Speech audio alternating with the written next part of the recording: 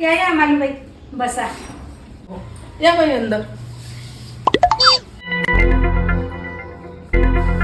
मालूबाई, मुलगा नाही आला का सोबत? नाही बिचारे, मुलाला की नाही सुट्टीच नाही भेटली. मुलाची आई आली आहे ना, मुलानं पाहिली काय ना आईनं पाहिली काय. आईले पसंत आली तर मुलाला घेऊन येईन मग. मालूबाई, तुम्ही सांगितलं की पोरगा मॅनेजर आहे कंपनीमध्ये, पण पोराच्या इथं शेती वगैरे आहे हो बाई?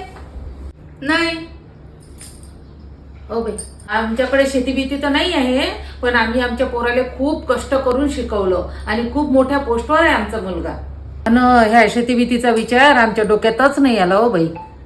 आणि का हो बाई, तुम्ही पण नोकरीवर होत्या ना? हो, मी पोलीस डिपार्टमेंटला होती ना. मी आता रिटायर्ड आहे. आणि स्वतःचं घरगीर आहे का बाई? नाही बाई, घर नाही आहे आता सध्या, आम्ही भाड्यानंच राहतो. पण आता रिटायरमेंटचा पैसा भेटला की मग घेणार आहे आम्ही घर. आणि आता माझा मुलगा लागूनही आता फक्त 2च महिने झाले ना, तर हो का हो बाई, काय बाई, तुमच्या घरी शेती नाही आहे, स्वतःचं घरही नाही आहे, आणि नोकरी काही सरकारी नाही, काय पोरगी द्यावं बाई तुम्हाला? घरबीर तर होऊन जाईल. पण ताई, तुमच्या मुलीसोबत 2 शब्द बोलू शकते का मी? हो, बोलू शकते ना. शुभांगी, पाणी घेऊन ये ग बेटा.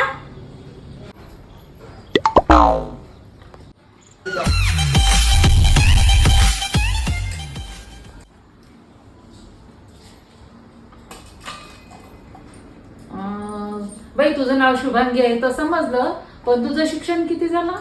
मी MA पॉलिटिकल सायन्समध्ये केलं आणि डबल ग्रॅज्युएट पण केलं कथकमध्ये. बाई, तुला शेतीतलं काम करणं आवडते का? नाही, आता माझ्या आईने मला इतकं शिकवलं तर शेतीतल्या कामाची काही आवडच नाहीये. का हो ताई, मुलगी तर म्हणते की मला शेतीतलं काम करणं आवडत नाही. तिला आवडत नसेल, पण आजकालच्या पोरी शेतातलं काम करतात तरी काय हो बाई? मग शेती कशासाठी पाहिजे तुम्हाला?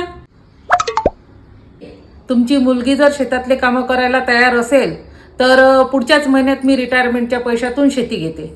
तुमची मुलगी जाईल का शेतात? शेतात कशाला जाईल हो बाई? नोकर नाही ठेवान का तुम्ही? नोकराच्या भरोश्यावर शेती होत नाही आणि शेतात स्वतः राबल्याशिवाय पीक घरात येत नाही. मला तर आनंदच आहे मला जर शेतात जाणारी सून मिळाली तर. मला तुम्ही म्हटलं असं शेताबद्दल, पण यापुढे जर कोणताही मुलगा आला ना तर असं नका बोलू. खरं आहे तुमचं. नमस्कार ताई, येतो आम्ही. चला मालूबाई. काय रत्नाबाई, एवढं चांगलं स्थळ आणलं होतं. मुलगा बघताना त्याची प्रॉपर्टी पाहण्यापेक्षा चांगल्या विचाराचा निर्व्यसनी मुलगा पहावा.